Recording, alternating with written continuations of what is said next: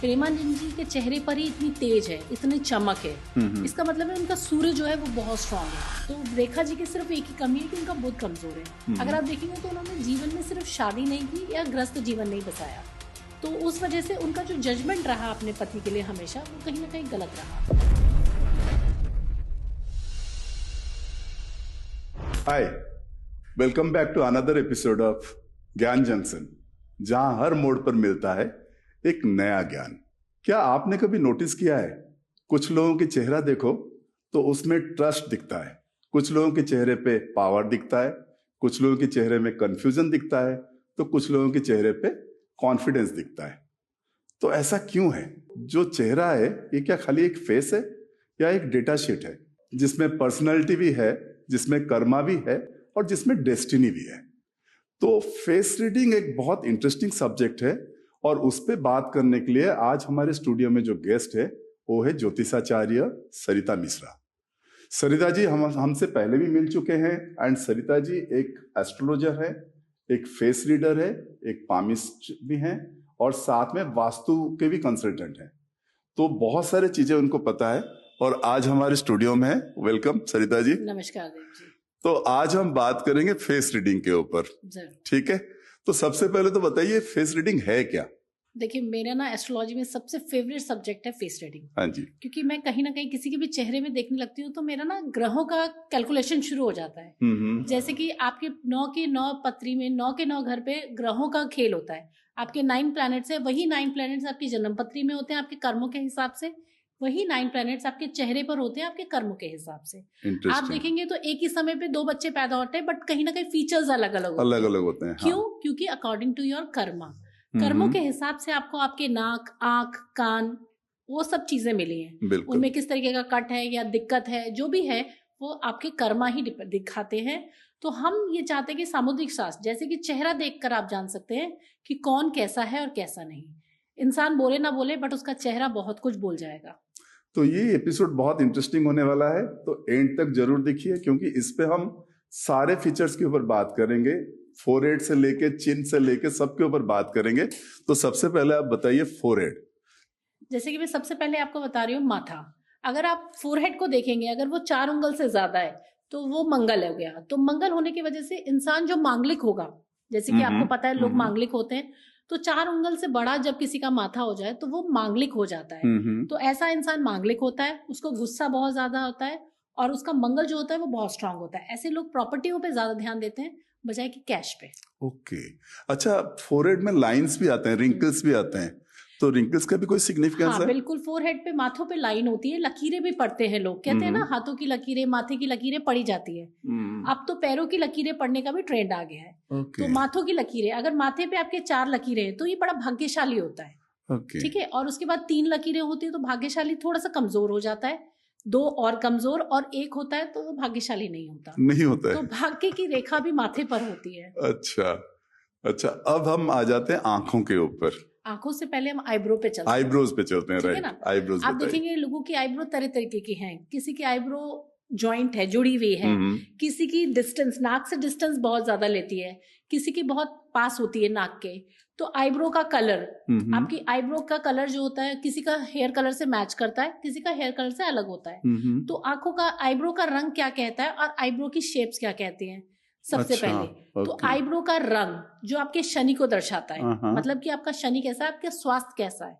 आपका शनि मतलब आपकी हेल्थ, ठीक है। अगर आपके आंखों, आईब्रो का कलर हल्का है तो आपका कहीं ना कहीं शनि कमजोर है, तो आपको स्वास्थ्य से रिलेटेड दिक्कत अवश्य होगी। अच्छा, किसी की आप देखेंगे पहली हाफ तो बहुत स्ट्रांग रहती है, बट सेकंड हाफ कमजोर हो जाती है। तो आप देखेंगे तो वो 30 प्लस के बाद, 40 प्लस के बाद वीक रहने लगेंगे। तो उनको हेल्थ इश्यूज वहां से शुरू हो जाएगा। तो ये भी हम लोग कई बार आंखें देखकर या आईब्रो देखकर पहचानते हैं। किसी किसी की आईब्रो होती है जो दोनों जुड़ी रहती है, आपको बहुत कम मिलेंगी बट फिर भी मिलती हैं। तो ऐसे आईब्रो वाला इंसान जो होता है वो आपको कभी भी कुछ भी कर सकता है, मतलब वो तत्काल ऐसा कुछ कर सकता है जो आप सोच भी नहीं सकते। मतलब अच्छा है कि खराब है? सर अच्छा ही है। अच्छा। हम किसी को भी खराब नहीं मानते, आपके कर्मों के ऊपर। अगर आप चोर हैं तो आप अच्छा क्या कर लेंगे, बिल्कुल बिल्कुल। और अगर आप ईमानदार हैं तो बुरा क्या कर लेंगे। मेरा आईब्रोज जुड़े हुए हैं। हाँ, तो ऐसा इंसान कुछ भी कर सकता है। जैसे अचानक से आपने जॉब छोड़ी, अपना व्यापार शुरू किया, तो अचानक से, मतलब किसी चीज का प्लान नहीं था आपका, तो ऐसा इंसान अचानक ही कुछ भी कर सकता है, जिसकी कल्पना कोई आम आदमी नहीं कर सकता। That is very interesting. Thank you. Okay, हम आ जाते हैं आईज के ऊपर अभी। हाँ, अब हम बात करते हैं आंखों की। आप देखेंगे किसी की आंखें मोटी होती है, किसी की छोटी होती है, किसी की बड़ी होती है, किसी की छोटी छोटी होती है, किसी के अंदर घुसी होती है, किसी की बाहर निकली हुई होती है। फिर आंखों का कलर, किसी का सर्कल जो है वो ब्लैक होता है, किसी का ब्राउन होता है, किसी का ब्लू होता है, ठीक है ना। तो जैसे कि कहा जाता था कि जिसकी बिल्ली वाली आंखें होती हैं उन पे विश्वास नहीं करना चाहिए, ये पहले से ही कही जाने वाली बातें हैं। तो ये कहीं ना कहीं सच भी है। अगर आपकी आंखों का कलर ब्लैक नहीं है तो उस पर आप विश्वास नहीं कर सकते। उसको अपने दिल की बात कहने से पहले आपको सोचना समझना चाहिए। अच्छा। हर किसी पे विश्वास नहीं किया जा सकता। तो आंखों का रंग देखकर आप ये जज कर सकते हैं कि ये विश्वास के काबिल है कि नहीं है। अब अगर आंखें बहुत ज्यादा अंदर को है, ठीक है ना, तो इसका मतलब है कि इंसान बहुत ज्यादा मैनिपुलेटर है। वो सच नहीं बोलेगा, वो बातों को घुमा के करेगा, सीधी तरीके से स्पष्ट बात नहीं बोल सकता। अब किसी इंसान की आंखें मोटी मोटी हो, बाहर को हो, तो ऐसा इंसान मुंहफट होता है, जो कि मुंह पर ही बोलना पसंद करता है। अच्छा। ठीक है। अब जैसे इस बातों आंखों की आई, तो आंखों में क्या होता है, पहला जो राइट आई होती है वो होती है सूर्य, और जो लेफ्ट आई है वो होती है चंद्रमा। अगर सीधी आंख पे किसी भी तरीके का कट है तो आपको सूर्य मतलब कि पिता का सुख कम मिलेगा या पिता की सेहत में दिक्कत रहेगी। अब वही बात करते हैं लेफ्ट आई की।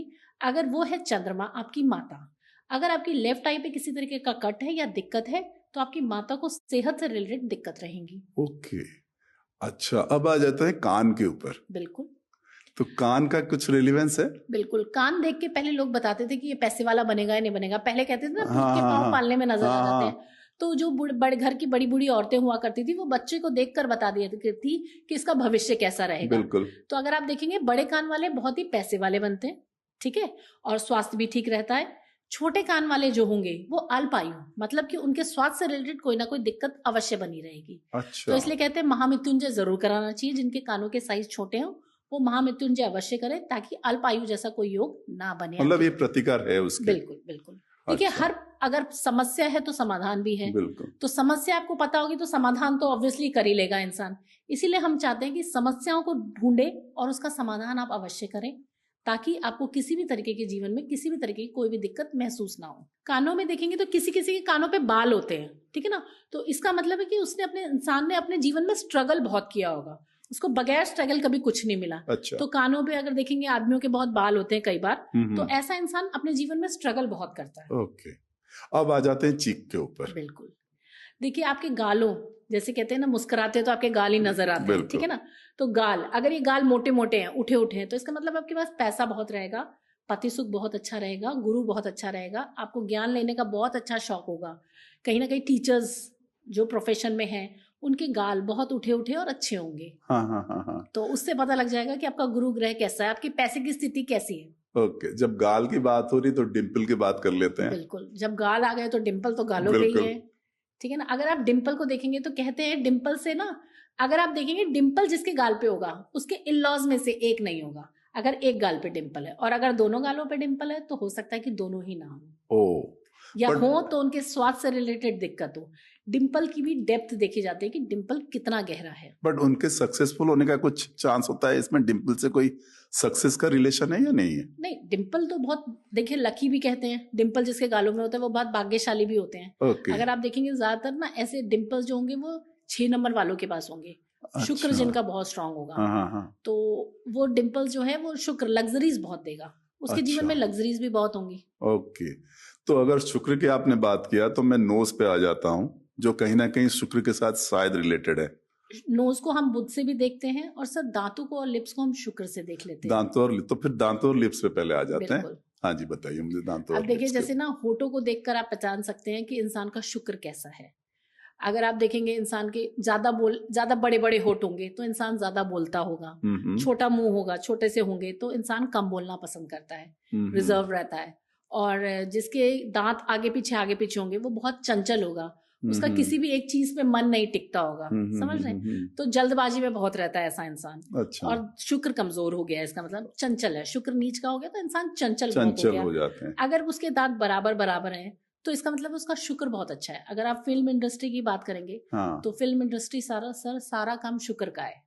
तो वहां देखेंगे जितने भी आपको फिल्म स्टार मिलेंगे उनके दांत बिल्कुल बराबर बराबर एक ही मात्रा में और एक ही, किसी का बड़ा किसी का छोटा नहीं होगा, प्रॉपर होते हैं। तो इनका शुक्र जो होता है वो बहुत स्ट्रांग होता है। ओके। तो ऐसा इंसान मीडिया लाइन से रिलेटेड इनमें बहुत राइज करता है। अच्छा, क्योंकि बहुत सारे फिल्म स्टार जो पर्टिकुलरली हीरोइंस को जो पढ़ते हैं हम, उसमें ये आता है कि भाई वो लोग लिप जॉब किए होते हैं या नोज जॉब किए होते हैं, बेसिकली इसलिए क्या कि क्रिएटिव फील्ड में है। देखिए, अगर आपका कोई ग्रह कमजोर है तो उसको स्ट्रॉन्ग तो आप कर ही सकते हैं। तो अगर आपका बुध कमजोर है, कॉन्फिडेंस नहीं है, आप अपना बोल ही नहीं पाएंगे डायलॉग्स को, तो क्या आप इंडस्ट्री में करेंगे? तो बुध, अगर आप नाक को बहुत अच्छा कर लेंगे, पॉइंटेड कर लेंगे, तो आपका बुध बहुत स्ट्रांग हो जाएगा। तो बुध स्ट्रांग हो गया तो आपका कॉन्फिडेंस डेवलप हो गया, आप अपनी बातों को बोल पाएंगे, डायलॉग्स को दे पाएंगे टाइम पर और समझा पाएंगे। और अगर लिप्स की बात करेंगे तो शुक्र स्ट्रांग हो जाएगा, तभी आपके जीवन में इस तरह रिलेटेड लग्जरीज आएंगी या आपको मीडिया लाइन बहुत अच्छा सूट करेगा। शार्प नोज का कुछ है?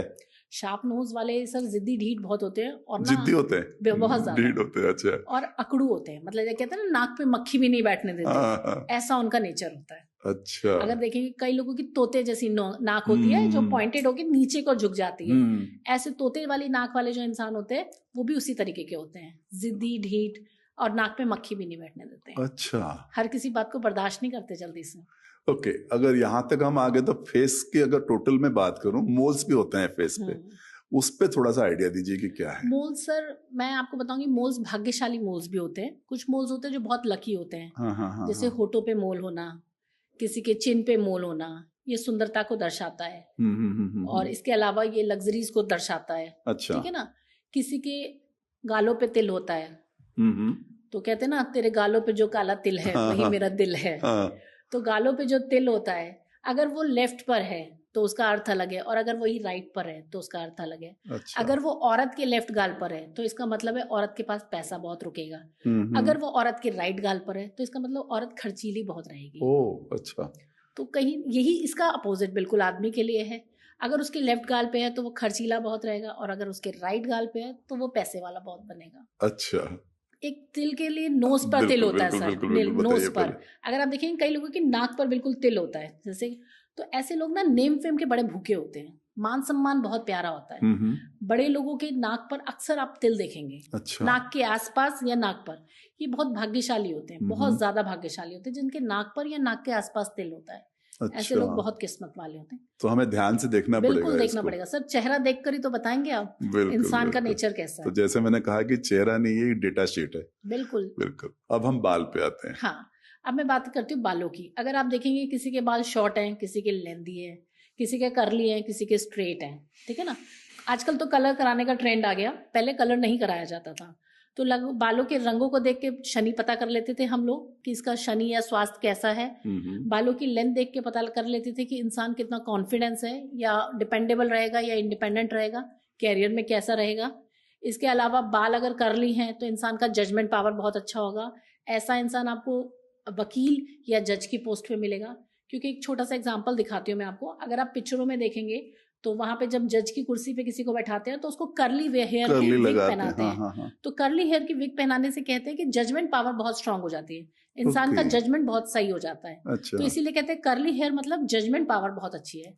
इसको जुडिशरी या फिर वकालत के लिए जरूर ट्राई करना चाहिए। और अगर स्ट्रेट बाल हैं और उसकी लेंथ अगर आपकी कमर से नीचे आ गई तो आप डिपेंडेबल रहेंगी अपने वाइफ पे या हस्बैंड पे या अपने फैमिली पे।